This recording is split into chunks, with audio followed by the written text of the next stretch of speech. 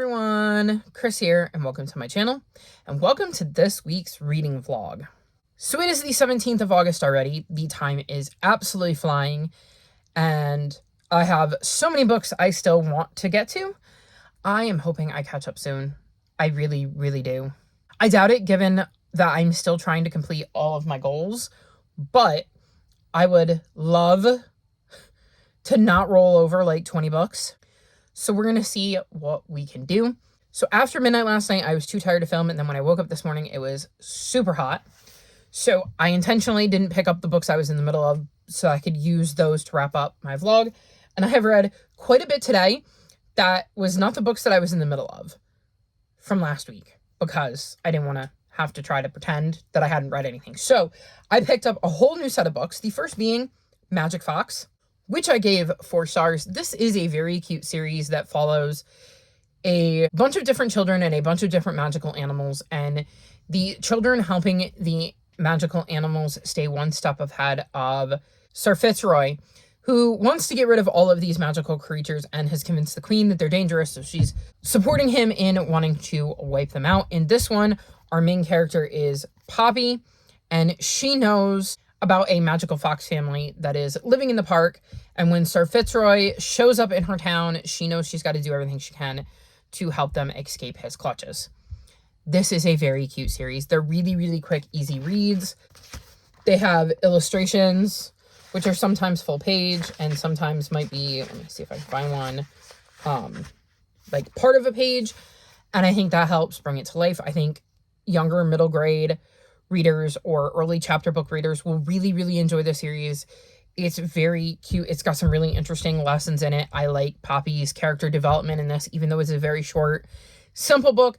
It is still a lot of fun, and it is a series that I enjoy when it comes out of my TBR jar, because I know it's going to give me a cute, easy read, and I will be curious to see how the series eventually wraps up and how they officially defeat Sir Fitzroy.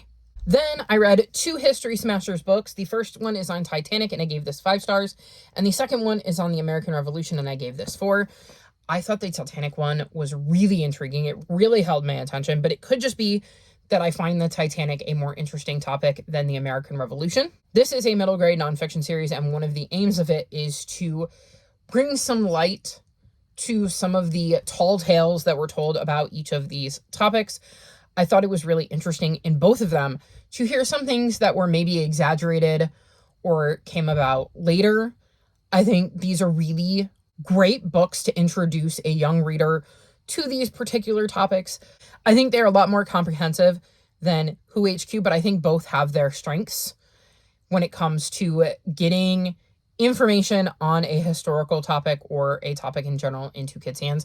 I just really like that these tend to focus on historic things, and part of their goal is to take these myths and legends and things that are just taken as fact and point out, actually, that's not quite accurate.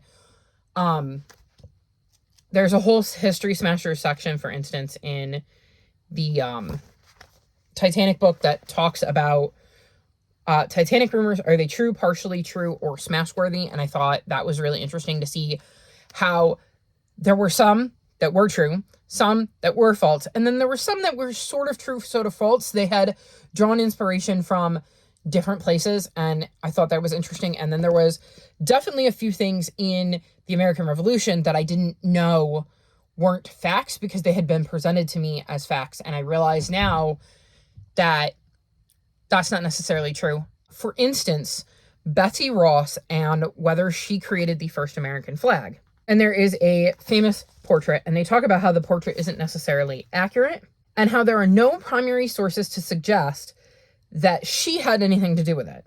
However, her grandson claimed that his grandmother made the first flag, and the story was published and Americans loved it, so it kind of became truth. While she is known to have sewn flags for the Pennsylvania Navy, there is nothing to support either way outside of family lore that she was the one that created the flag. So I thought that was really cool, and a really good example of how History Smashers kind of goes about it. They don't have anything outside of the word of her grandson that this is true, so they can't say definitively one way or the other. Is it possible? Sure. But it is not a fact. It is just a story that the American people like. So it has become fact, even though there's nothing backing up that it actually happened. So I really, really enjoy the series, and I'm glad I picked both of these up. Though, like I said, I did enjoy Titanic better, but that could just be the topic matter is more interesting to me. That's not all. I made progress in 2 other books. The first is The Bell in the Fog. I am on page 76. This is the second book in the Evander Mills series. This is a historical mystery series that follows Andy, who was a cop and is gay, and it's, I believe, San Francisco in the 1950s, and he is caught in a raid at a gay bar and loses his job and has to be very, very careful because his former coworkers, well, they would go after him if they saw him, because it is not okay to be queer in this particular time period, obviously. And in this one, an old flame who mysteriously disappeared on him shows up and asks for his help with some blackmail that he's dealing with. And while Andy would love nothing more to tell him to get lost, he really could use the case and the money, so he takes this case on. And I don't think it's going to be quite as straightforward as the ex made it seem. I'm enjoying this so far. I am really happy to be back with Andy. I didn't find the mystery in the first book groundbreaking, but I really loved all of the character developments and the relationships Andy formed. And I hope that we continue to get these strong characters and relationship building from the first one, and just a stronger mystery in this one. So definitely enjoying my read of this so far. And then the other book I picked up is Bed and Breakup. I am currently on page 30. This follows exes Robin and Molly, who, when they were together, had bought this house and turned it into the Hummingbird Inn. They went their separate ways after they got divorced and their relationship had fallen apart, and both of them, for various reasons, end up back at the Hummingbird Inn and realize that since they left, the management company they had looking at it did not take care of it, and I believe they are going to decide to kind of redo it, clean it up so they can sell it, and kind of officially go their separate ways. Yeah, it says they resolve to renovate the bed and breakfast together, sell it, and at last go their separate ways because neither one of them is happy about the other being there, and they just kind of decide that this isn't working. They need to officially move on. So I'm enjoying this so far. I mean, I'm only 30 pages in, but I'm already intrigued, and it is hooking me. I'm very curious as to why the relationship went the way it went. I can see that neither one of them has an accurate view of who their ex is currently and what is going on with their life. So I'm curious to see how that's going to play out. And I'm curious to see what they learn about these newer versions of themselves and the growth they've both experienced since they split up during the renovation of this house. So far, so good with this one. As for what else I'm going to work on, hopefully I will get back to both of these this week since I'm rolling them over from last week. I need to do a lot of filming and editing. It is going to be cool. As of right now, it looks like the heat is officially broken, and it is forecasted to only be in the 80s 2 days for the rest of August, and they're only in the low 80s, so I might actually be able to get some stuff done. I've got most of the vlog that wrapped up July and started August, so I am technically 3 vlogs behind, but hopefully I can change that this week. I really need to catch up on hauls. I have April and May's haul has been filmed for months. I just haven't edited them. And June and July's hauls need to be filmed so I can edit and upload them. So that would be another goal for the next week or so.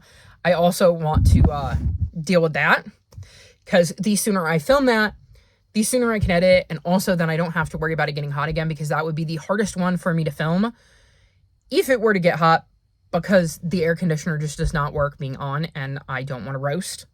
I don't think we're going to have that problem, but you never know. So that is also on my list of things to do, and then filming whatever readathons that I'm going to take part in. Though I do have 2 full weeks left in August, so I've got time. We'll see how much of this very long list I can accomplish this week. Like I said, I need to film June's haul, July's haul, Phase 10, at least 2 TBRs, maybe 3 I'm debating. We'll see.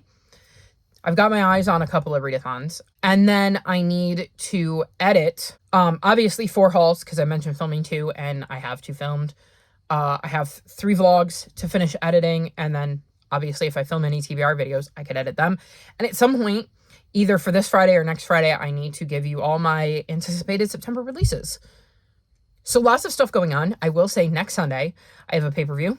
So I was going to eat up pretty much all of my Sunday. So next Sunday, I won't be doing much. So you may get another late night check-in next Sunday. Or it could come early Monday, because if I don't check in before I go to bed on Sunday, I'm basically going to be watching wrestling from like 1 o'clock on because of the pay-per-view. And they tend to drain me because of the noise. I love watching them, but they're loud. So we'll see. Anywho, this is a 15-minute clip to open this video, which is very long, and editing Chris will not be happy. So I'm going to wrap this clip up here, and I will check back in with you in a couple of days to give you all an update.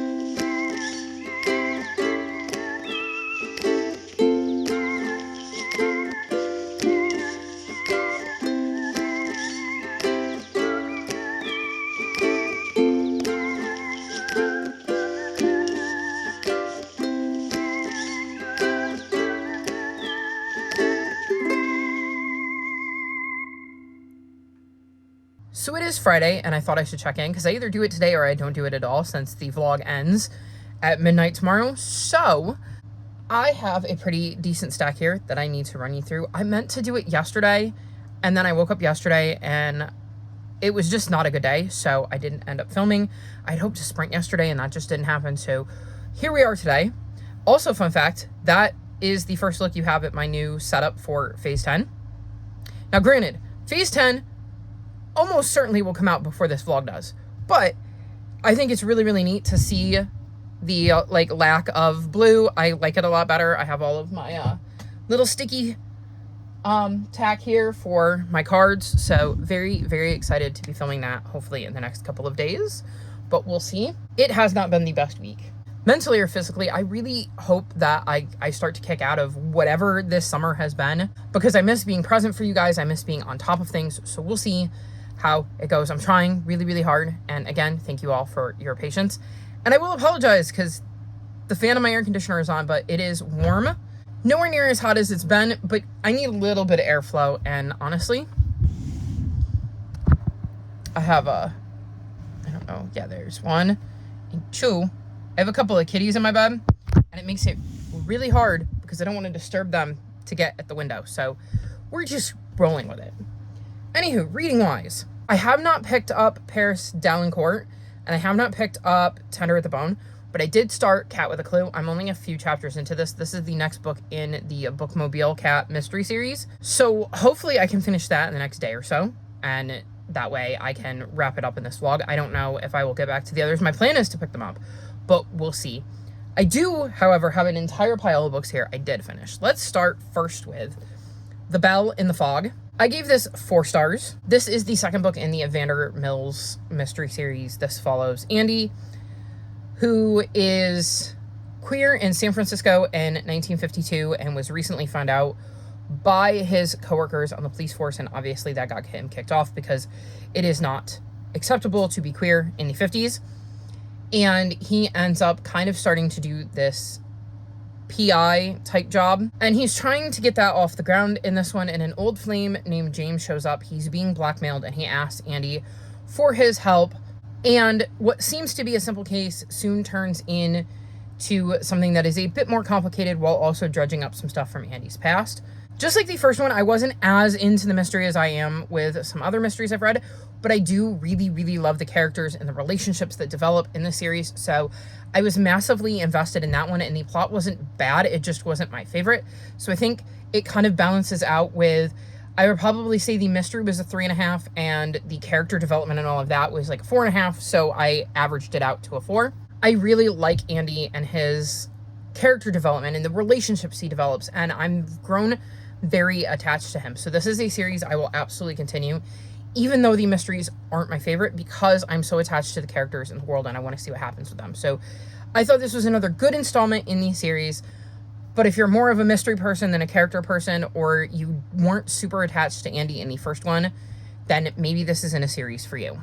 Then a 5-star read, Dinosaurs in Space. So this is a kid's picture book that talks about the fact that there might be dinosaur fossils on the moon, and it follows some dinosaurs who let their imaginations run wild and suggest that there are living dinosaurs in space on the moon. And I just thought this was really cute and silly and fun. I was not expecting to chuckle as much as I did when I read this. I thought it was really, like I said, cute and funny. I really love the imaginative way these dinosaurs go about talking about what happened to them. I also like the facts that we get for kids. I thought that was quite a good addition, so I had a lot of fun with this. Like, it was fun, it was silly, it was informative, and I think it could really appeal to kids who like space, dinosaurs, and maybe even some who are less interested in that and just like a fun, silly book. So absolutely adored this. Easy 5 stars. Then I did my reread of Howl's Moving Castle, and I gave this 3.75 stars, which is definitely up from the first time I read it. This follows Sophie, who is the eldest of 3, and there is this whole idea in her world that if the eldest sets out to seek her fortune, it will end in disaster. And her dad dies, and her stepmom tries to set things up for her and her younger sisters. She sends the younger sisters away to kind of apprentice in places she thinks they would really thrive, and Sophie stays with her working at the hat shop that her dad had. And one day, the Witch of the Waste comes in and curses Sophie and turns her into an old lady, but she can't tell anybody she's under a curse, so she ends up leaving the hat shop, and while walking, comes across Howl's Moving Castle, and Wizard Howl has a reputation for stealing young girls, and she decides she's going to find out what's up with Wizard Howl, and maybe he can help her break this curse. So she ends up in Howl's Moving Castle and working with Howl and trying to figure out how to break this curse that's been placed on her. I thought this was a lot of fun. I definitely don't think I took as much of it in the first time, because I was listening to the audiobook only at a speed faster than I should have been listening to it at for a world I'm not familiar with without physically reading along. Whereas this time I made sure that I had the book in my hands anytime I read, because I wanted to give this a fair shot, and I know that it is really loved by a lot of people. I can see, because this book was released in, I want to say 86 originally. Yes, 86. I can see some of the themes that are common in modern fantasy books displayed here, and it makes me wonder if there were an entire generation of authors that were inspired by this particular novel. I like seeing Sophie set out on her own and develop these relationships away from her family in a way that she never thought she would. I love seeing her get to know Howl and start to challenge what she thought she knew about him based on all of the rumors she heard. I really love some of the relationships she develops at the castle and trying to piece together everything that was going on, because there's a lot of moving pieces in this, and trying to piece all of that together was fun. I think this is just a really fun little fantasy read that has a lot of interesting tie-ins to some modern day books, and I can see why it is so well loved. And I did pre-order a very pretty version before I had reread it, and I'm glad that I ended up enjoying it. I don't know that I would pre-order it now, but since I've pre-ordered it, I will be getting it, so I will have a very pretty version of this for my shelves. So something to look forward to, and a spoiler for a future haul. Then I read New Dragon City and I gave this 3.25 stars. So this is a bit of a fantasy dystopian type book. We're living in a world where dragons have kind of taken over and destroyed bits and pieces of the world. And when they're in hibernation, the humans come topside and kind of live their lives. And then when they wake up from hibernation, the humans tend to go underground where it's safe and they can't be attacked by dragons. The dragons wake up from hibernation early, which sends Noah and his family kind of scrambling to get underground. His dad decides to stay behind to look for his mother, and he decides he's not leaving his dad alone, so he stays with him. He soon ends up meeting a baby dragon, and a bit of a bond forms, and he starts to question everything he's been taught about dragons. And then we also get Asha, the dragon's point of view, and that definitely changes the narrative too, because now we understand where dragons are coming from as well. And so we see Noah and Asha's relationship develop and how they start to question everything they've been taught, and if maybe there is a different way to live that would be more beneficial for both of their species. But the prejudices and the history is going to be hard to overcome, so they have to figure out a way to kind of work together to move forward and hopefully find a more peaceful harmony between their two species. I could have easily DNF'd this. It wasn't necessarily bad, but it is one of those things where it's not going to stick with me. I'm not going to remember a few months from now.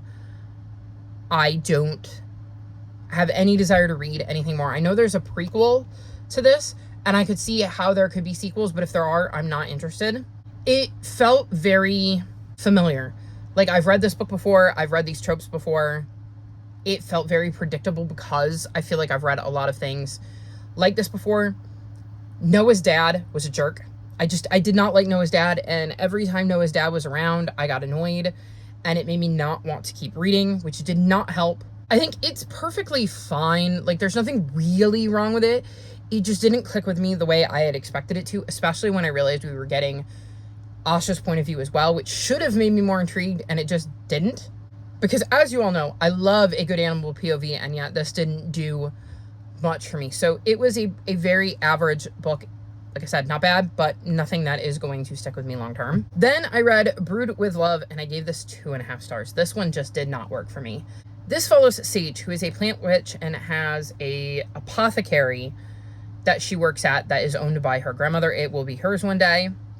And she is currently working to brew a heartbreak tonic, and feels once she figures out the solution to this heartbreak tonic, she'll be able to compete with this big box store that has come into existence and really help save her family's apothecary. However, her grandmother ends up hiring Jimena, who was her best friend, who left to go to California 4 years ago and just kind of ghosted her, and they were just starting to get a little bit closer with friends, and that is part of what inspired her to brew this heartbreak tonic.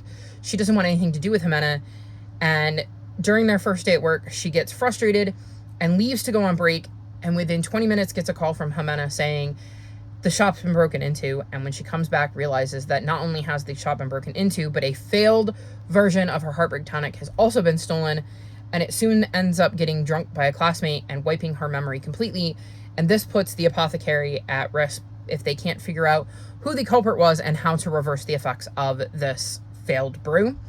The premise of this sounded so interesting. I love the idea of Sage and Jimena having to try to put their relationship back together and figure out what exactly went wrong and why.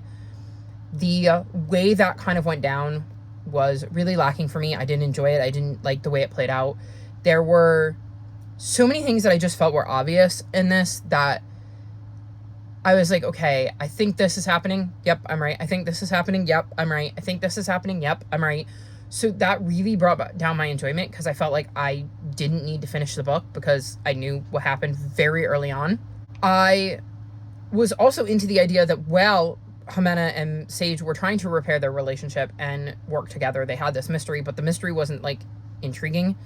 Like I said, it was one of those things that I kind of went, I think it's this, and by the end of the book, I had been proven right. There wasn't really much that drew me into things. I also wasn't really invested in the relationship between Sage and Jimena. Like, it didn't click with me, so this just wasn't a book for me, and it just felt, like I said, very predictable, and I didn't connect to the characters or the relationship. So 2.5 stars feels about right. Then I read Going Overboard, and I gave this 4 stars. This follows non-binary teen Piper, and it's just been Piper and their mom for Piper's entire life until Piper is introduced to their mom's girlfriend, Gwynnie, and a cruise is set up for Piper, their mom, Gwynnie, and Gwynnie's son, Colton. One of the issues is that Piper has recently had a not so great interaction with Colton. So the last thing Piper wants to do is go on a cruise with Colton or have their mom be in a relationship with Colton's mom, or really anybody. And Piper is just really struggling that it won't be just the two of them anymore. So Piper hatches a scheme. During the cruise, Z is going to find a way to break up their mom and Gwynnie, and eventually gets Colton on board as well. And so the two of them team up to try to break up their moms. But as things start to go down, Piper starts to question whether this was really a good idea and starts to wonder if maybe Z took it too far. I thought this was really interesting. I really liked Piper and seeing their relationship with their mom.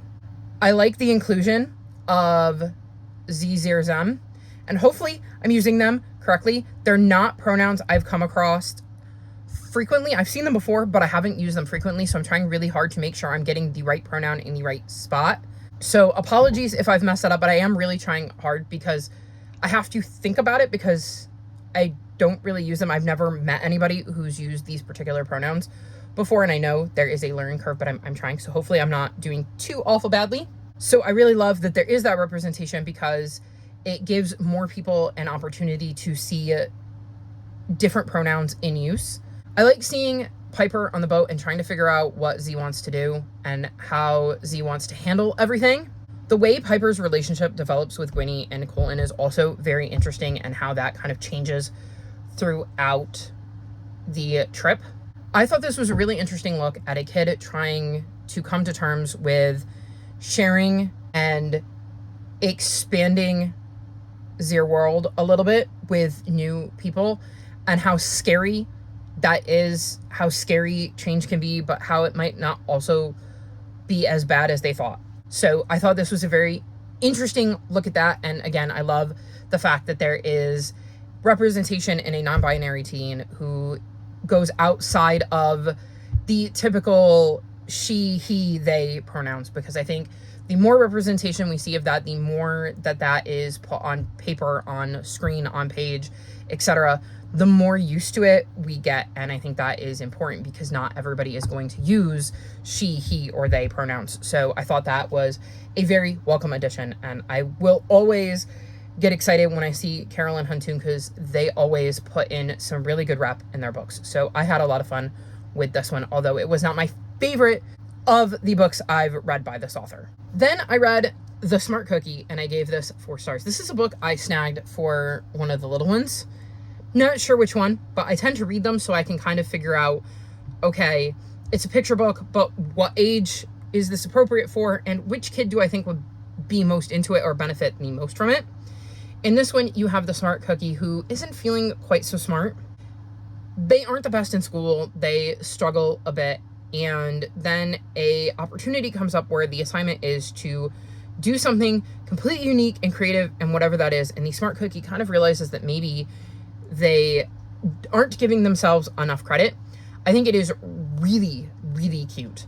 I gave it 4 stars. I think it's got a really good message in it with the idea of maybe they sometimes make mistakes in school. Maybe they're not the perfect student, a straight A student, but they learn that just because they aren't really great at all of these things over here doesn't mean that they can't be really great at anything. And it encourages kids to try different things, to find what really clicks with them and what they're really, really good at. And I think that that is such a great message, and that it is okay to not be good at everything, and that mistakes are also how you learn.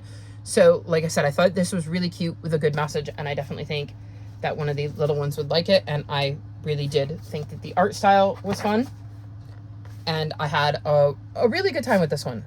Not my favorite kids book I've read, not even my favorite kids book I've read in this vlog, but nonetheless a kids book I enjoyed. Then another kids book I read to determine A, where I wanted to send it, and B, because I've read a couple of others, is Hedgehog's Home for Summer. I've read Hedgehog's Home for Winter and Hedgehog's Home for Spring. I gave those 4 stars, and I gave this one 4 stars as well. This follows Hedgehog, who is looking forward to summer, and shows us all the gifts that summer has given to all of Hedgehog's friends as they try to figure out what summer has given to them. This is a really cute look at the ways Mother Nature and Earth provide for various critters in the wild and the things they need. I also like that there is some facts at the end, and at the very, very end of the book, there is a bit of a craft in each one. So I think that is also really, really nice. This is just a cute little fun series. There is one more Hedgehog's Home for Fall at some point. I hope to get that to complete the set so I can give it to one of the kids for Christmas. So we'll see. But I just think this is a really cute, fun little children's picture book series. And then the last book I finished is Bed and Breakup, and I gave this 3.75 stars. This follows Robin and Molly, who were married and their relationship kind of fell apart. Robin left. She wanted to open a restaurant in Portland, and Molly said, I'm not going with you. So they ended up splitting up. They had this bed and breakfast in the town they lived in Eureka, and both of them, for separate reasons, end up coming back to this bed and breakfast and realized that the management company that they had kind of hired to look after it had kind of ruined it and turned it into a very generic, bland, boring bed and breakfast, as opposed to the cozy, fun, vibrant bed and breakfast they'd had. And while there, for their various reasons, they decide that this is the perfect opportunity to work together to redo the bed and breakfast and sell it, so they can finally separate and get rid of that last thing that's tying them together. It is kind of like here's our chance to truly move on and let go of the past. And so that is the plan. Renovate the inn, sell it, and then go their separate ways. But once their fond memories start to reignite, and of course their chemistry is still there, so they have to deal with that while trying to potentially move on and figure out what it is they want from the rest of their lives and whether they see each other in that. One of my first qualms with this is that it was told in first person, and there were several times where, even though it told me that we switched from Molly to Robin because it gives you, like, the names at the top of the chapters. So even though it did that, I still sometimes had to stop and think and remember which one was Molly and which one was Robin, because it said I, and they'd be talking, and I'd have to wait and go, oh, right, okay. This is Robin. Robin is doing A, and Molly is doing B. And that could just be a me thing, but there were times when I got confused. I think I would have preferred this in third person more. I liked seeing Molly and Robin reconnect and learn who each other are now, because I think it's been like 7 years since Robin left town and they haven't spoken since. So they've both changed a lot throughout the years. And it is interesting to see them kind of rediscover the similarities and differences in each other during this book. I love the cast of characters that surround them, the friends they have in Eureka, and how much they are rooting for Molly and Robin to figure things out, and how grateful they are that they're back because they've really missed their friends. This might have gotten a 4-star, except there were some loose threads that I would have liked some more information on, and we didn't get them. Like, I would have, I think, preferred an epilogue in this that kind of was like 6 months later and tied things up a little bit more. And there was some stuff going on with Robin's family that I would have liked to dive into a little bit more. But overall, I thought this was a decent romance. Romance is not my favorite, so you're very rarely going to see me give a 4.5, 5-star to a romance. Like, for a 5-star romance to exist, it has to be the perfect romance and have no spice in it at all. So it is very, very rare for a romance to get 5 stars. Off the top of my head, I can only think of 2. And that would be The Holiday Swap and Going Bi-Coastal. I think both of those got 5 stars, but there's no spice in them, so that is not surprising. And the Delilah Green Doesn't Care series all got 4.5 stars, I believe. And that was because they had spicy scenes, and I will never give a book that has spicy scenes in it 5 stars because they make me deeply uncomfortable. I don't enjoy reading them. But the rest of the book was everything I could ever want in a romance and more. So you're not going to see something hit that level unless that's where it is. And so having a 3.75 is actually pretty high for me when it comes to romance. And like I said, this almost got 4 stars. It was just missing a few things that would have bumped it up a little bit. And like I said, unless you're giving me everything I want in a romance, you're not getting 4.5 or 5. And those only depend on spicy scenes. So you would need to give me everything I'd ever want in a romance to get higher than a 4.25 anyway. So like I said, 3.75 is a decent rating.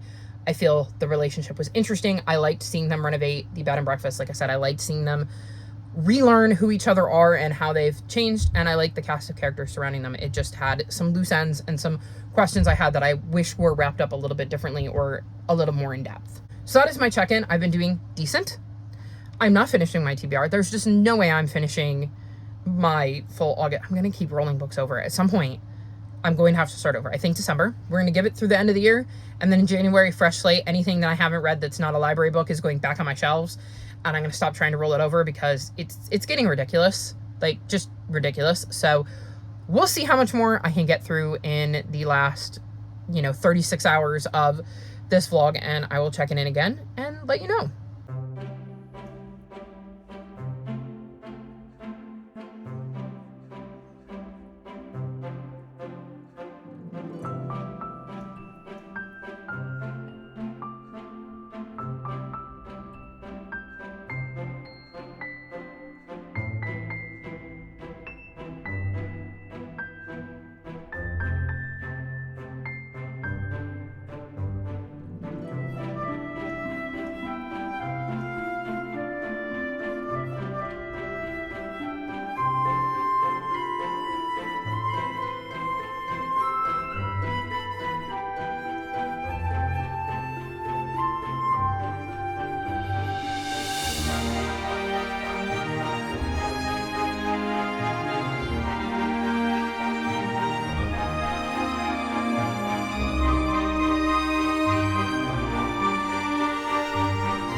So the week has ended, which means it is time to wrap this vlog up.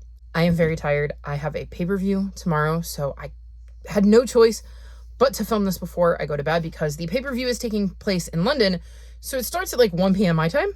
So I will be spending most of my morning watching wrestling. So if I didn't check in now, you would have gotten another cheeky 8-day vlog.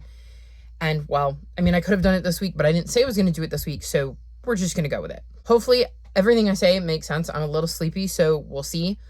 I'm glad that I'm sleepy though, because I need to get to bed because I have wrestling. I think we have a guest. It's Cielo! She says, hi, my adoring audience. Have you missed me? Yeah, you actually get to be in this one because it's not so hot that I can't handle having you on me in my lap, etc. Just try not to knock the camera, would you? So our main character is here. She is gracing you all with her presence. They don't need to see that particular part of you, though, Cielo.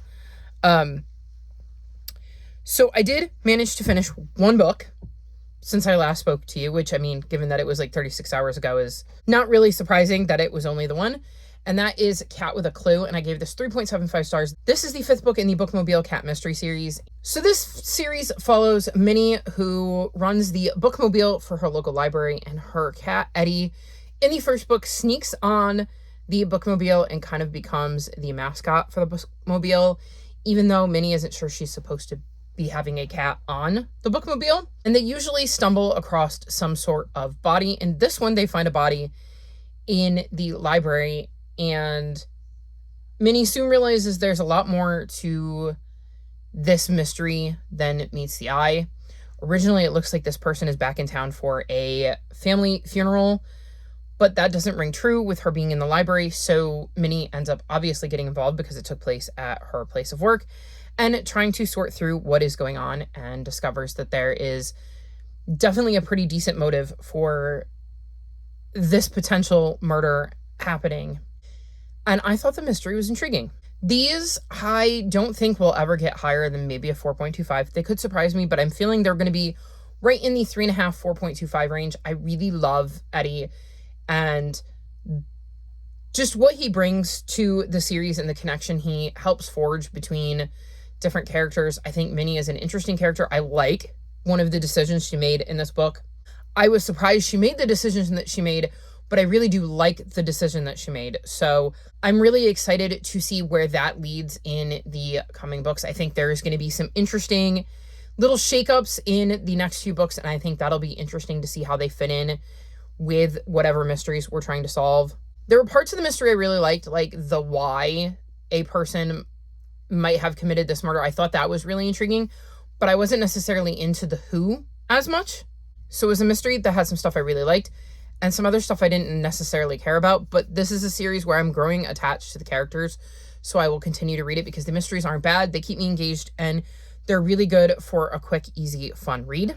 Speaking of cozy mysteries and my brain wanting to read those, I started We Wish You a Murderous Christmas. This is the second book in the series, and we're following Mary, who owns some kind of shop. I can't remember what kind off the top of my head, but she owns a store in her hometown, and it's like a Christmas year-round sort of town. And she is out with her parents at an inn that is doing some like Christmas festivities and like food. You can eat there. It's like a hotel-ish kind of inn where you don't have to necessarily be staying there to eat there. And she ends up talking to the owners of the inn who are friends with her parents.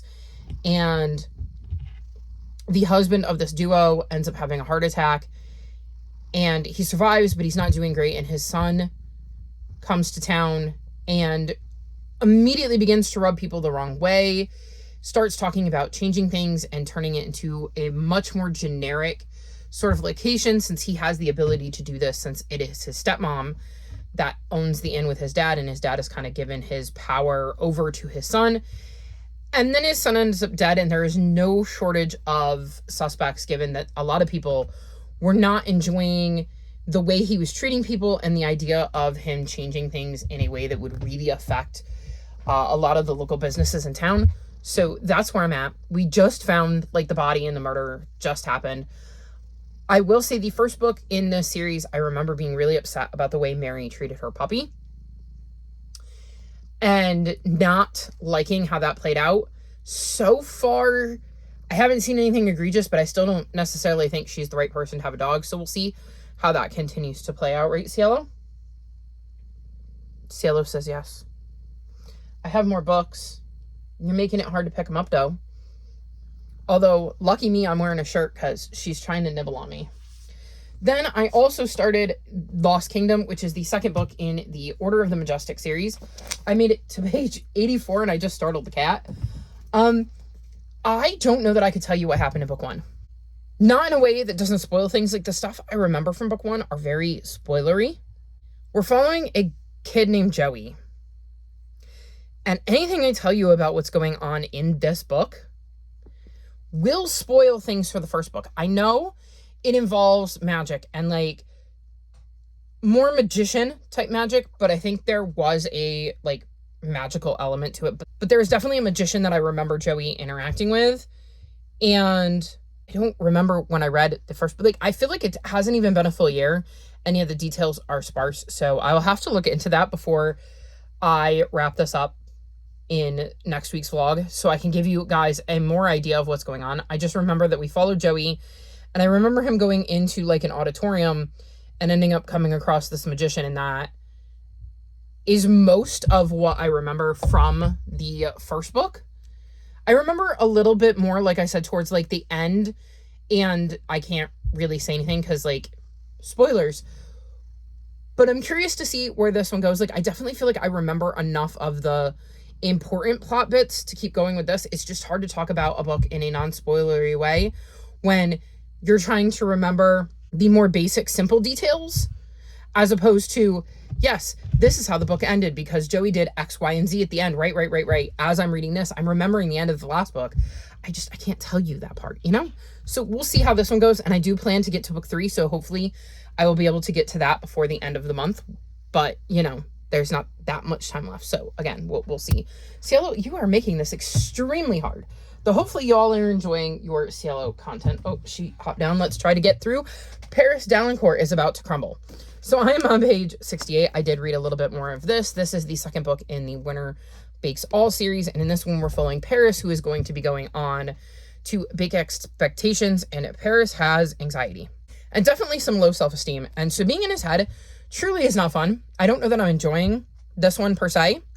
He is very anxious and very unsure of himself and apologizes a lot and lets those intrusive thoughts kind of get to him. He believes that there's no way he's going to make it past week 1. So he is absolutely floored when he does win week 1. So he figured he'd be out right at the beginning, and we kind of see that continuing. He starts to bond with another contestant named Tariq. And according to this, it says that the show's vicious fan base is going to confirm his worst anxieties, and his confidence is torn apart quicker than tear and share bread. And I'm going, I hope we see this built up, because right now he has very, very little confidence, even though he is doing seemingly well in this competition and is not failing right at the beginning like he feared. There is, I believe, yes, main character with an undiagnosed anxiety disorder that does get diagnosed. On-page panic attack, hospital stay due to panic attack, treatment plan for anxiety disorder discussed, emotionally unavailable parents, very graphic swearing, cyberbullying, religious and racial microaggressions, Islamophobia challenged. So there's going to be a lot in this book, and I know that I've seen some reviews where a bunch of people DNF'd it because they could not handle Paris. They did not like him.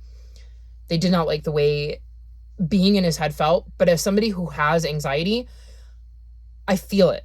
I feel like it's being written in a way where I can feel how anxious Paris is and how that's causing all of these thoughts to pop up into his head, and how he is struggling and almost drowning in the anxiety he's feeling. So I think it's really well done. It's just not the easiest read, especially as somebody who, 1, has been dealing with high levels of anxiety, and 2, is extremely empathetic. I tend to feel other people's emotions strongly. I am the type of person that will cringe behind my hands during embarrassing moments in TV shows or movies because I'm feeling the embarrassment the characters are feeling. So I can almost feel his anxiety leaping off the page. So this might take me the entire rest of August to finish, because I think I'm going to have to read it in like little chunks unless it really hooks me, because being in his head is hard for me. I can also understand why people don't want to read this and why people aren't super into this and have to DNF it, because it's not fun being in his head, but I do feel like it is an accurate representation of somebody with anxiety and is written well, as I've been where Paris is. So I guess enjoying it, but like not enjoying it, if that makes sense. And then the last book I have made progress in is Tender at the Bone. I am now on page 198, so I've made decent progress in this. And I don't know how I'm feeling about this. This started off really interesting, and I really like the way that it was being written in the stories that were being told, and now I don't quite know where we're going. It just feels blah. Like, I'm reading it, but I could easily put it down and walk away from it and never pick it up again. My plan, though, is to finish it. I see no reason why I won't. I only have like 100 pages left, so I will finish this. But it is feeling very 3-star, because there's nothing like super gripping about it. And like I said, it started off really strong, and I was really intrigued in the beginning. And then the last like 75-ish pages has kind of gone downhill for me, where I was just like, meh.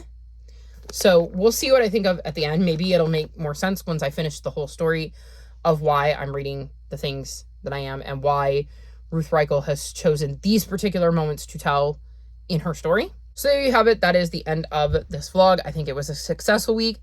It is not the week I needed, because I needed to read probably like 2-3 times what I actually read if I wanted any hope of finishing my TBR, but we'll see where I go in the final vlog of August. But that is next week's vlog. This week's vlog, though, is now over. All of my social media is linked in the description below if you'd like to come chat with me. If you've made it this far in the video, leave me food emojis, since Ruth Reichl has a book full of recipes. Like this video and subscribe to my channel, and I'll talk to you next time. Bye!